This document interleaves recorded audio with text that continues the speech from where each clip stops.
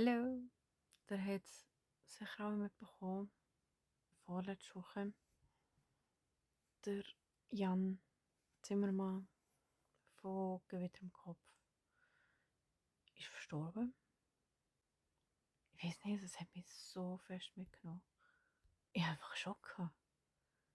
Ich habe vor 5 Jahren eine Fanpage gehabt für Gewitter im Kopf und habe die eigentlich auch weitergeführt. Bis vor 2 Jahren etwa. Weil ich einfach keine Zeit mehr hatte dafür. Und dann so eine Nachricht zu lesen,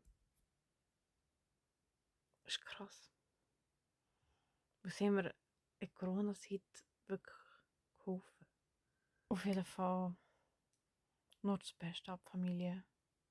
Und ich hoffe, sie können irgendwie damit abschließen.